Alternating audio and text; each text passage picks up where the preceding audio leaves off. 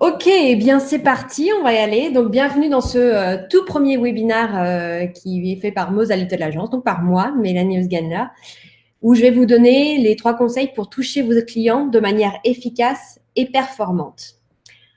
Alors pendant cette heure-là, je ne vais pas vous mentir, vous n'allez pas avoir des super pouvoirs qui vont vous permettre de toucher 1 million de chiffre d'affaires à la fin de ce webinaire. Néanmoins, vous allez connaître à l'issue les principales erreurs à ne plus connaître et que nous faisons tous en tant qu'entrepreneurs la plupart du temps. Nous allons ensuite étudier les 2 cas et voir comment font ceux qui réussissent à toucher leurs clients. Et enfin, je vais vous révéler le secret d'une communication efficace et performante. Et par la suite, vous allez voir les 3 changements simples à mettre en place dès aujourd'hui pour pouvoir optimiser votre communication et toucher vos clients de la meilleure manière possible.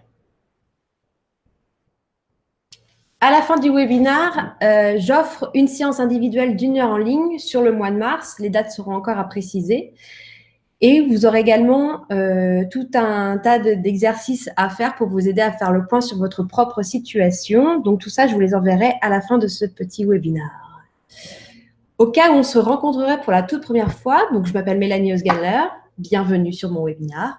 Je suis experte en identité de marque et fondatrice de Moz à Little Agence. Et depuis 3 ans, j'aide les entrepreneurs à structurer leur identité de marque pour les aider à monter en gamme et toucher leurs clients beaucoup plus facilement. J'adore mon métier, je suis indépendante financièrement, je fais enfin ce que j'aime, mais ça n'a pas toujours été le cas, puisque en 2015, j'ai décidé de sauter le pas et quitter mon CDI et toute ma petite zone de confort, puisque j'étais dans la 3e agence mondiale de publicité, Publicis, à Paris, et je suis venue m'installer à Istanbul. Après une période d'euphorie, sont venues toutes les questions un peu existentielles. Du coup, qu'est-ce que je vais faire de ma vie ? Et c'est comme ça que j'ai décidé de devenir entrepreneur. Ou en tout cas, au début, c'était plus essayer d'avoir quelques clients pour essayer de survivre. En 2016, j'ai officialisé un petit peu tout ça et j'ai créé Moz à Little Agence. En bossant comme une malade, j'ai réussi à la fin de l'année à avoir un chiffre d'affaires de 1 500 €. Wouhou! Et en 2007, tout a commencé à changer puisque je suis devenue maman pour la première fois. Et donc là, toute une série d'autres questions super existentielles sont venues. Et c'est comme ça que je me suis mis à bosser encore 50 heures par semaine et que j'ai pu générer 28 000 € de chiffre d'affaires. Néanmoins, ce n'était pas suffisant pour assurer la sécurité financière de ma famille et puis pouvoir juste voir grandir mon fils et avoir des moments un petit peu à moi sympas. Donc, fin 2017, début 2018, j'ai décidé de restructurer Moz à Little Agence avec l'aide d'une coach. Et c'est comme ça que je suis passée à 32 heures par semaine pour un chiffre d'affaires de 30 000 €. L'ascension, j'espère, ne s'arrête pas là, puisqu'en 2019, j'espère toucher, en tout cas doubler mon chiffre d'affaires tout en continuant de travailler sur ce rythme-là.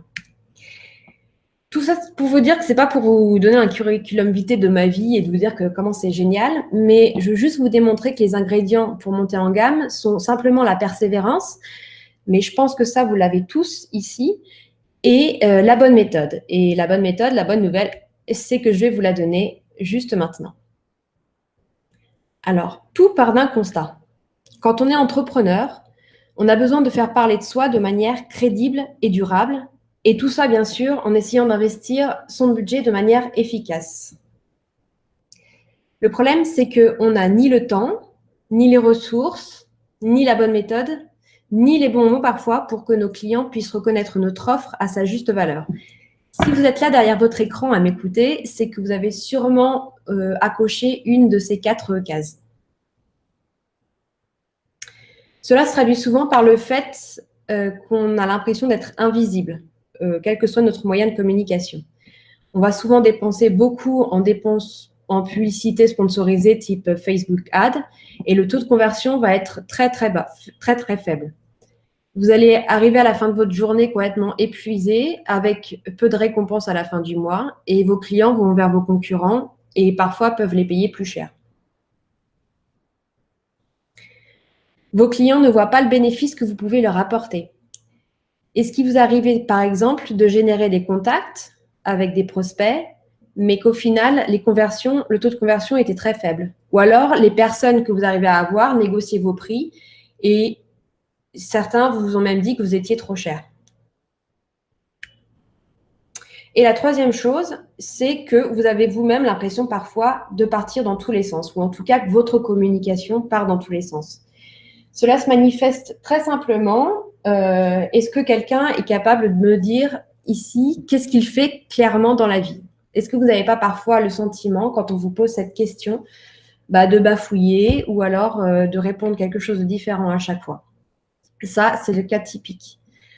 Ensuite, quand il s'agit de communiquer, vous vous posez très souvent la question, quoi dire, à qui, quand et comment. Votre identité graphique, parfois, manque de cohérence. Vous passez du bleu au rouge, les typographies sont différentes, vous ne savez jamais quelle image utiliser pour communiquer de manière cohérente auprès de votre cible. Et certains de mes clients m'ont même avoué qu'ils avaient parfois un peu honte de leur image et le sentiment d'avoir bidouillé et de ne pas apparaître très, très professionnel. Du coup, quand on est face à cette situation, la plupart du temps, on panique et on arrive à faire des choses que l'on regrette, ou en tout cas des erreurs que nous faisons tous, mais qu'on va essayer de ne plus commettre à la fin de ce webinaire. La première erreur, c'est de s'adresser à tout le monde et de se dire que sur un malentendu, ça peut marcher. Sauf qu'à l'instar de Jean-Claude Duss dans Les Bronzés, ça ne marche pas. Pourquoi? Parce que parler à tout le monde, ça revient à ne parler à personne. La deuxième erreur, c'est de se dire qu'on va adapter à chaque fois son message à la personne qui se trouve en face de nous, c'est-à-dire à son prospect, quitte à modifier complètement son offre. Là encore une fois, c'est faux. En changeant constamment de message, vous allez perdre en cohérence et vous allez créer le doute et perdre la confiance de vos prospects. Et la troisième chose, c'est de se dire que en réduisant nos prix, on va être plus compétitif et on va attirer beaucoup plus de clients. Sauf qu'en réduisant vos prix, vous allez ôter de la valeur à votre offre. Et à moins d'être dans une démarche de différenciation par les prix, comme le font par exemple les hard discounters, mais quand on est entrepreneur et qu'on a de faibles quantités, je ne pense pas que ce soit votre stratégie. Ce n'est pas forcément la bonne méthode à adopter. Il va falloir partir sur autre chose.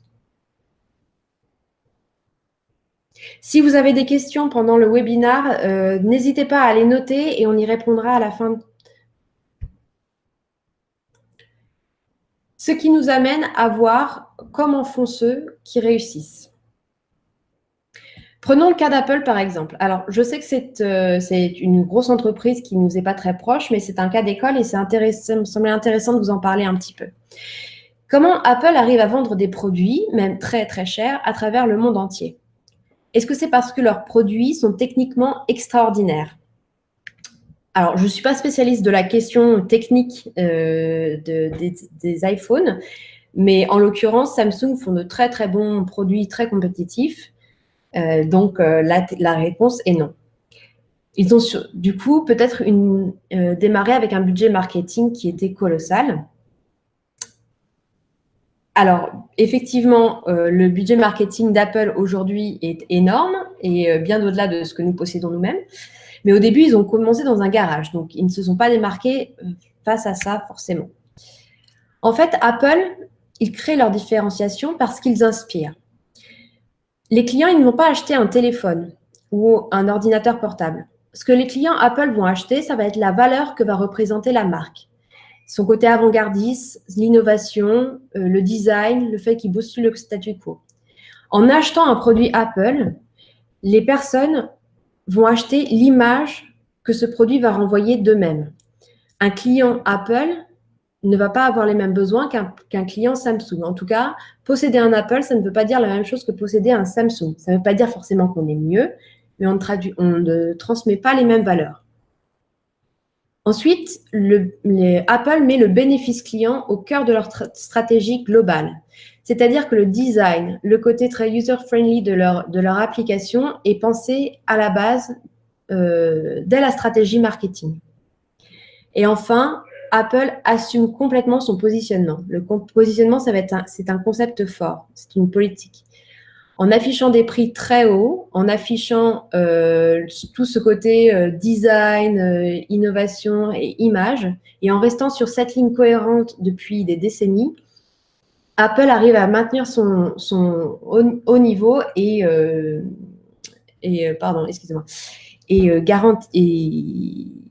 garder ses clients tout au long des décennies et garder la confiance de ses clients. Comme l'exemple d'Apple, je vous l'ai dit, n'était pas très proche du nôtre, j'ai essayé de trouver un autre cas d'études avec la société Comme Avant. Je ne sais pas si vous en avez entendu parler.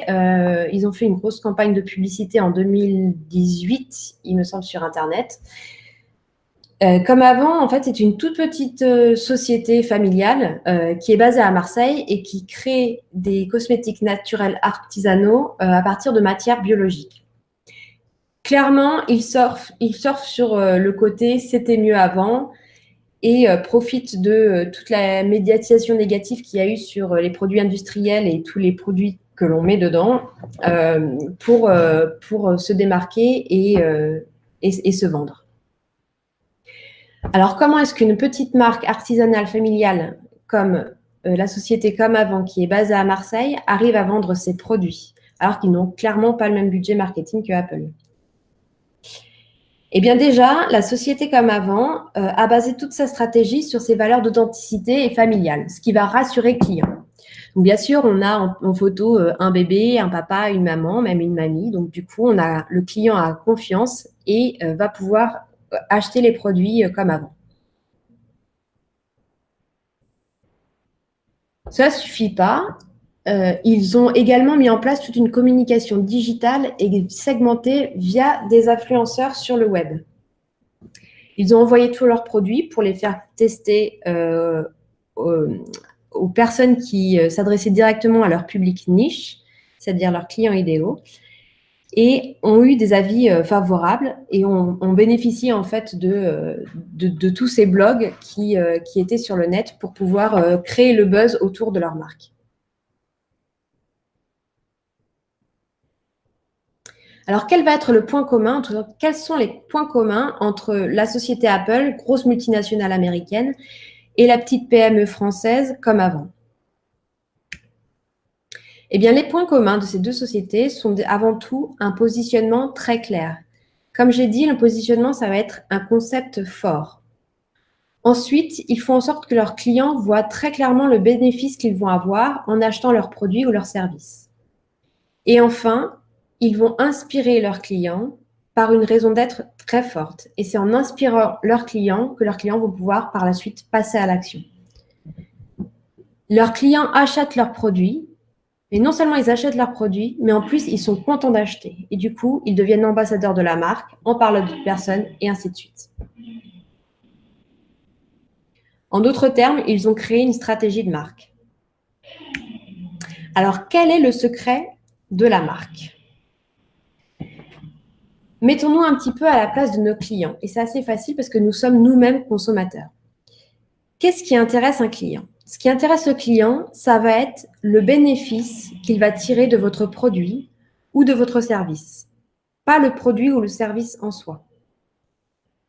Reprenons un petit peu l'exemple de Comme Avant, rapidement, juste pour illustrer un petit peu mon propos.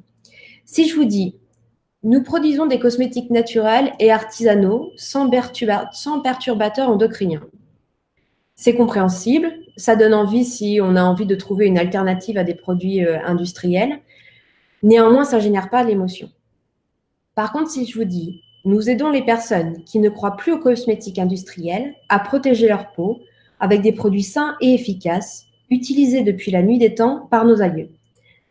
Là, on est sur une autre dimension de message. Vous avez vu que le produit n'est pas mis en avant. On pourrait parler de pâtes ou d'autres choses, ce sera exactement le même message. Mais on va susciter une émotion qui va être différente chez les personnes qui vont nous lire et qui vont du coup avoir envie d'en savoir un petit peu plus sur nous-mêmes.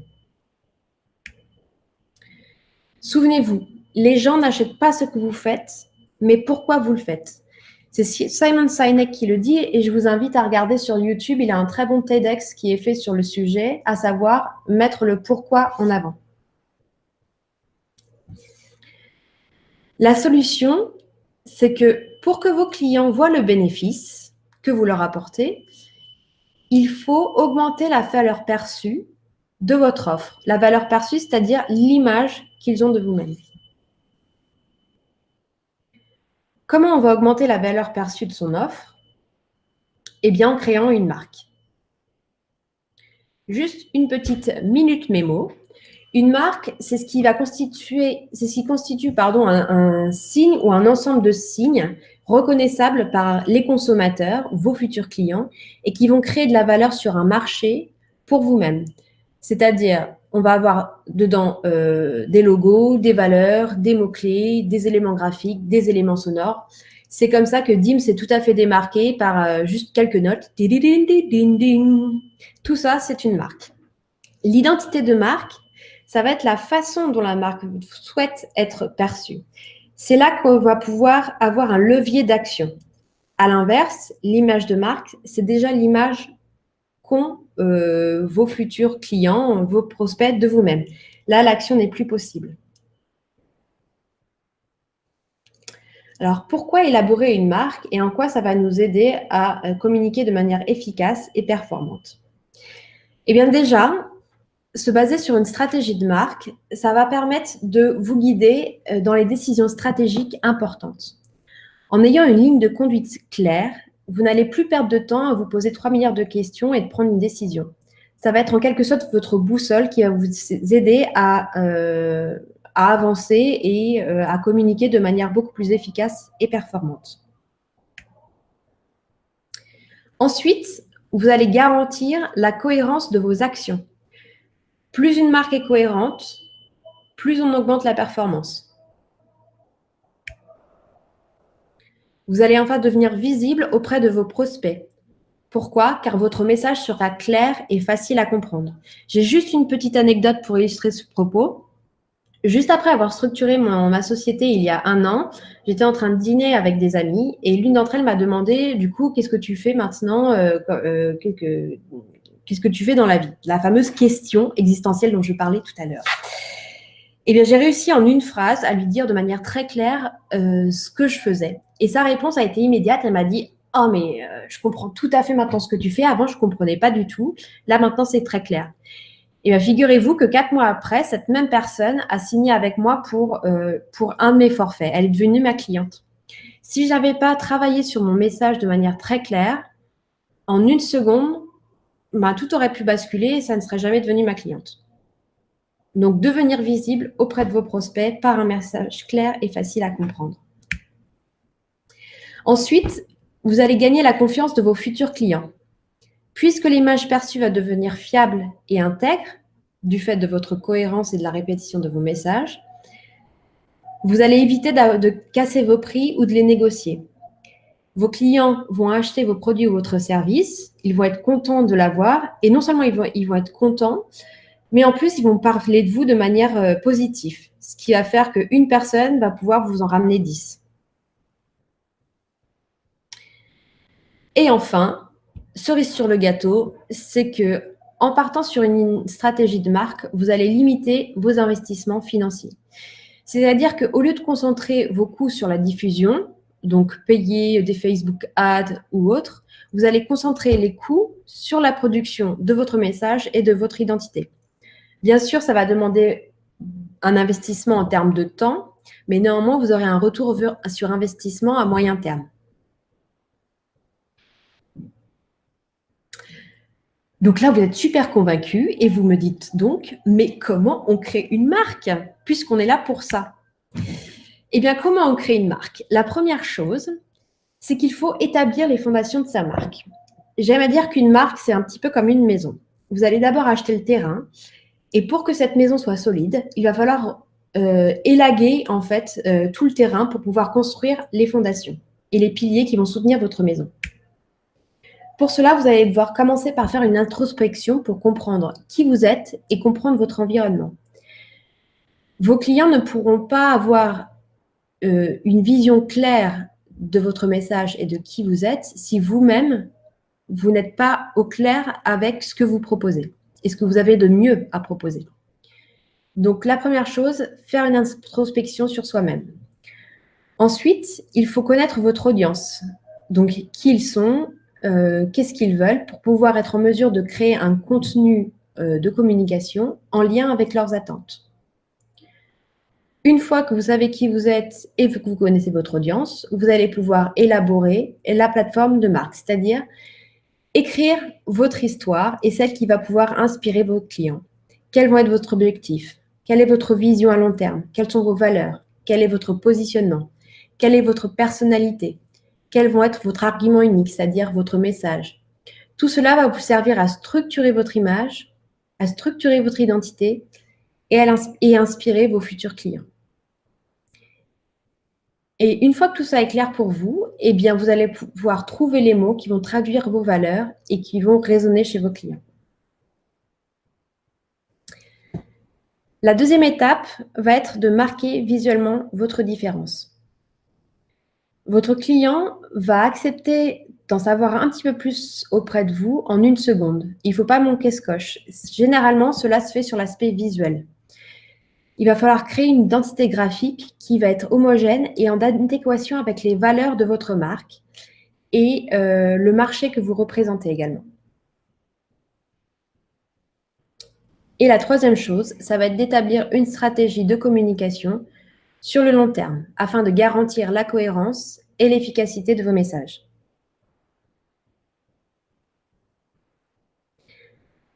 Alors bien sûr, tout ça, ça ne se fait pas en quelques jours. Il faut beaucoup de temps pour pouvoir créer une marque et une marque qui perdure dans le temps.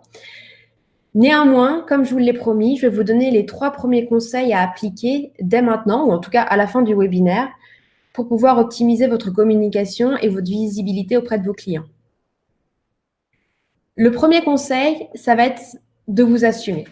Assumez qui vous êtes et ce que vous voulez. Sachez que vous êtes unique. Ça va être votre force et c'est ce qui va créer votre différence et vous différencier auprès de vos clients face à une concurrence. Ensuite, essayez de rester authentique le plus possible. N'essayez pas de vous créer un personnage ou quelque chose qui ne vous ressemble pas. Si vous n'êtes pas en adéquation avec ce que vous vendez et qui vous êtes, vos clients vont le sentir immédiatement et vous allez perdre leur confiance. Une fois que vous avez une idée très précise d'où vous venez, de qui vous êtes, forcément, la troisième chose va être d'avoir une vision et de savoir où vous voulez, de définir votre cap et la raison d'être de votre société sur le long terme. Encore une fois, tout cela va vous permettre de prendre des décisions beaucoup plus facilement, quel que soit le type de décision que vous avez à prendre d'ailleurs. La mise en pratique que vous allez pouvoir faire dès maintenant, ça va être de vous poser la question, qu'est-ce que vous aimez vraiment faire? En quoi vous êtes doué? Qu'est-ce qui vous passionne? Ne négligez pas la passion là-dedans. Et en quoi vous êtes différent? Une fois que vous avez ces réponses, ça va être déjà un petit peu plus clair et vous allez pouvoir mettre une offre qui va être en adéquation avec qui vous êtes.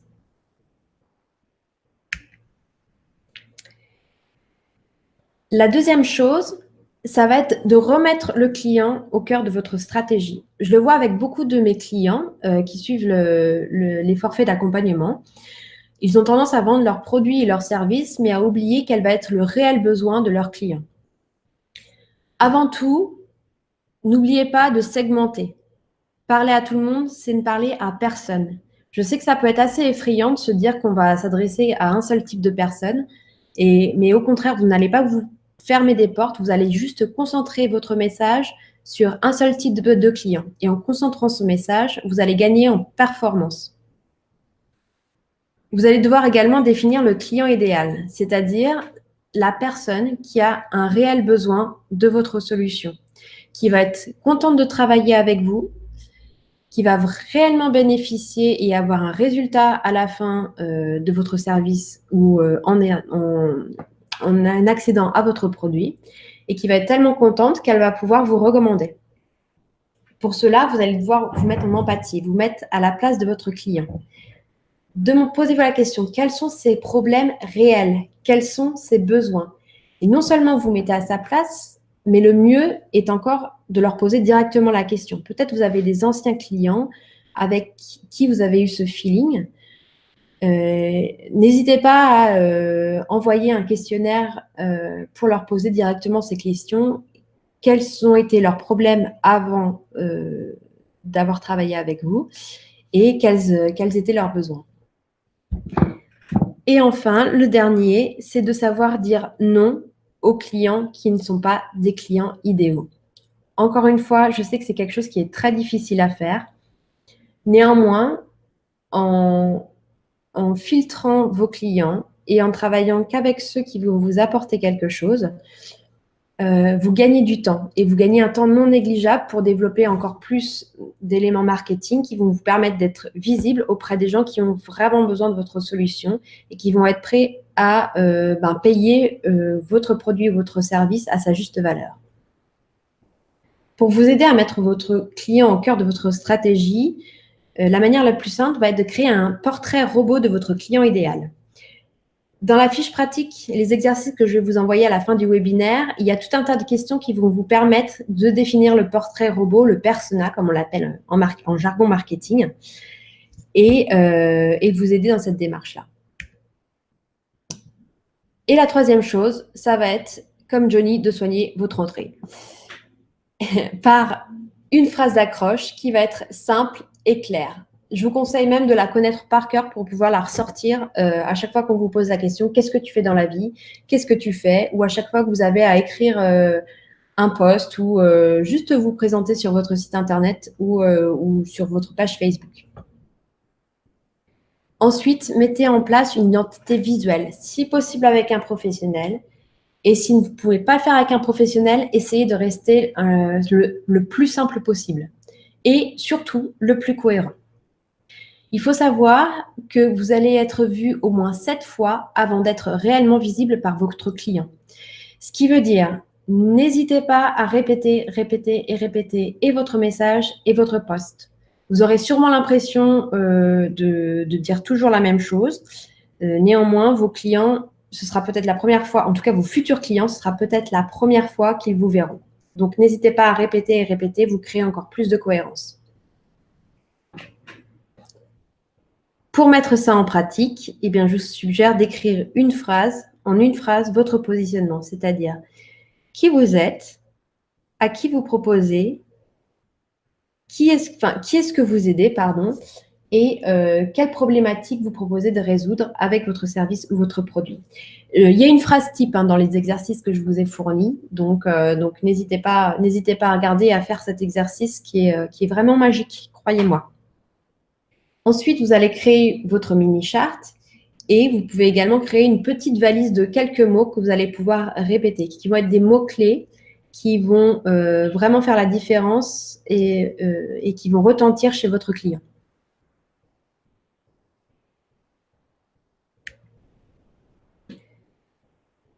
On a vu pas mal de choses, donc je voulais juste faire un petit point avant de passer à la série de questions-réponses. Donc, pour pouvoir gagner en performance et en efficacité auprès de ses clients, il va falloir que vous mettiez en place une stratégie de marque. Pour mettre en place une stratégie de marque, la première chose va être d'élaborer les fondations de votre marque. Ensuite, de traduire votre marque visuellement en restant cohérent avec toute cette plateforme que vous aurez mis en place et toutes vos valeurs, bien sûr. Et vous allez également pouvoir mettre en place une stratégie pour pouvoir être encore plus cohérent et gagner en performance.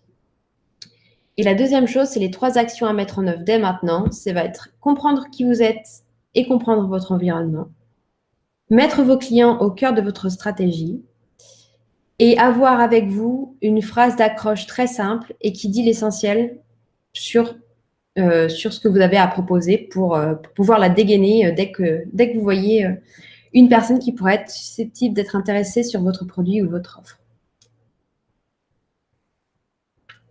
Petit coup de pouce pour vous aider, comme je vous l'ai dit, je vais vous envoyer dès la fin de ce webinaire les exercices pour que pas à pas, vous puissiez mettre en place les bases de votre identité de marque. Et j'offre également 5 places d'1 heure de consulting pour vous aider à rédiger votre phrase d'accroche. Ou alors, si vous avez une problématique spécifique sur laquelle vous aimeriez avoir mon point de vue, pardon, ce sera également le moment d'en discuter ensemble. Le nombre de places est limité, j'en suis vraiment désolée. Néanmoins, je préfère toujours privilégier la qualité sur la quantité. Et c'est pour ça qu'il y a 5 places et qui seront offertes au plus rapide. Pour pouvoir souscrire, je vous mettrai tout dans le lien que je vous enverrai à la fin du webinaire. Voilà pour la partie de présentation. Je vous propose de passer à la partie des questions. Et donc, du coup, je vais revenir sur le live. Hop là. J'espère que je n'ai pas été trop confuse.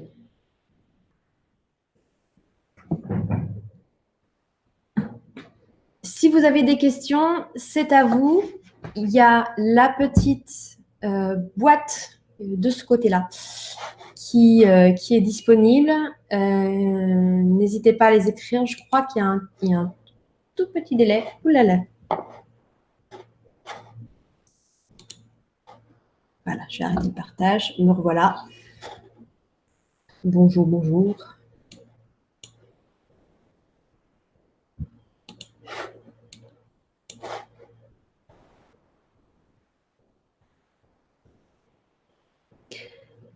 Marjorie qui me dit c'est très bien fait ce webinaire. Merci beaucoup Marjorie. Merci beaucoup Noémie qui me dit que c'était top.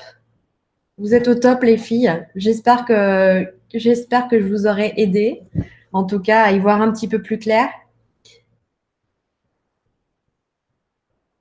Est-ce que quelqu'un a une question spécifique par rapport à ses propres problématiques? Parce qu'on est aussi là pour en parler. Est-ce que vous aussi, vous avez parfois le sentiment de dépenser beaucoup d'argent pour très peu de résultats? Dites-moi tout.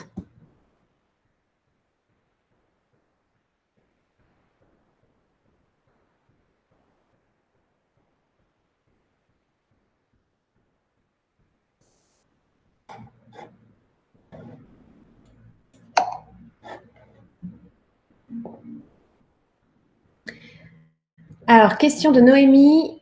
À quelle fréquence tu conseilles de poster sur les réseaux sociaux? Conseilles-tu de poster sur tous les réseaux en même temps, comme c'est possible? Facebook, Insta, Twitter. Alors, il y a 2 questions. La première, la fréquence, ça va dépendre de votre niveau de notoriété. Si vous n'êtes pas vraiment connu, effectivement, il vaut mieux essayer de poster un maximum.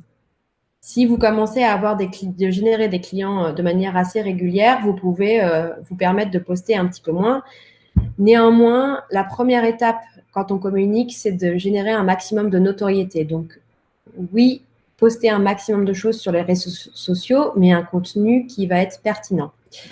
Ensuite, pour répondre à ta deuxième question qui est poster sur tous les mêmes réseaux sociaux en même temps, on peut le faire en même temps. Néanmoins, le mieux, c'est quand même d'adapter son message aux réseaux sociaux. On n'a pas les mêmes populations sur les réseaux sociaux. Donc, du coup, il vaut mieux éviter de faire un copier-coller de ce que vous allez mettre sur Facebook, sur Twitter. Ça ne va pas être exactement les mêmes types de populations. Si on est par exemple sur Instagram, on va avoir un contenu qui va être beaucoup plus sur du quotidien, du personnel, des photos. Et c'est un contenu qui va être complètement différent de ce qu'on va retrouver sur Facebook ou encore sur LinkedIn, qui pour le coup, lui, va être un média qui va être très pro. Donc, oui, maximiser les posts. Si vous avez un événement à faire, n'hésitez pas à le répéter, répéter vos messages et à multiplier les médias. Néanmoins, choisissez bien vos médias et c'est pour ça que c'est important de savoir qui sont vos clients, parce qu'en sachant qui sont vos clients, vous allez savoir sur quels médias ils se trouvent et quels médias ils vont consommer le plus.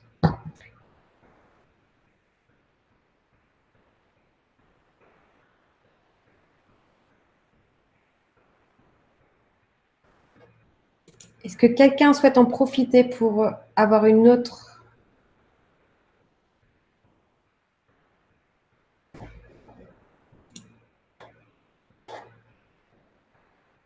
question?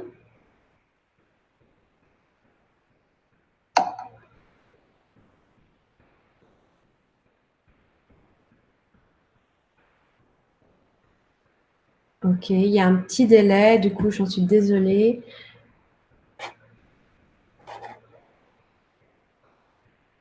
Ok, donc de toute façon, je vous remettrai tout ça sur...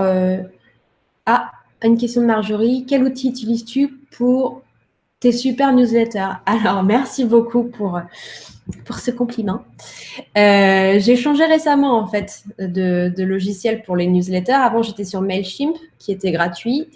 Et maintenant, je suis passée sur ConvertKit, qui est beaucoup moins joli, on va dire, mais justement, c'est tout leur positionnement. Mais c'est un média qui est néanmoins très efficace puisqu'il permet de faire pas mal de croisements sur quoi envoyer à qui à quel moment, ce que ne fait pas Mailchimp. Donc, du coup, je suis en phase de test avec eux depuis un mois, mais en tout cas, pour l'instant, j'en suis très contente. En tout cas, merci pour le compliment et ça fait plaisir de voir que mes newsletters sont lus et appréciés.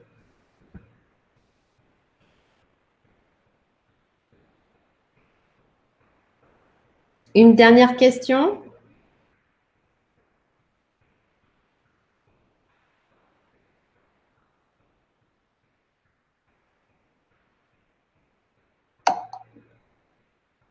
Le nom de cet outil, c'est ConvertKit. Je vais vous le taper. ConvertKit. Par contre, il est payant. Enfin, vous avez une phase d'essai de un mois, il me semble. Mais c'est un outil qui est payant, mais qui vaut vraiment le coup.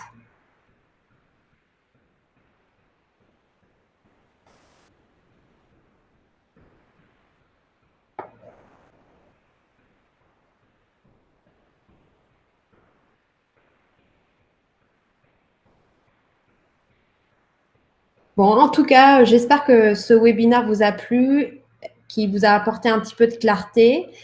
Et j'ai hâte de vous voir mettre en place tout ça. Je vous envoie, voilà, dès qu'on raccroche, vous allez recevoir dans l'heure qui suit un petit email avec le replay du webinaire et les exercices sur lesquels vous allez pouvoir vous entraîner pour vous construire une super identité de marque qui va vous permettre de toucher vos clients de manière efficace et performante. Merci beaucoup d'avoir suivi ce tout premier webinaire. Merci pour votre patience aussi face à la technique et tout ça et peut-être mon côté un peu hésitant. En tout cas, ça m'a donné envie d'en recommencer et j'espère que vous serez là. En tout cas, et n'hésitez pas à me donner des idées aussi si vous avez des choses que vous souhaitez voir traitées sur ces webinaires. Je vous remercie beaucoup et à très bientôt.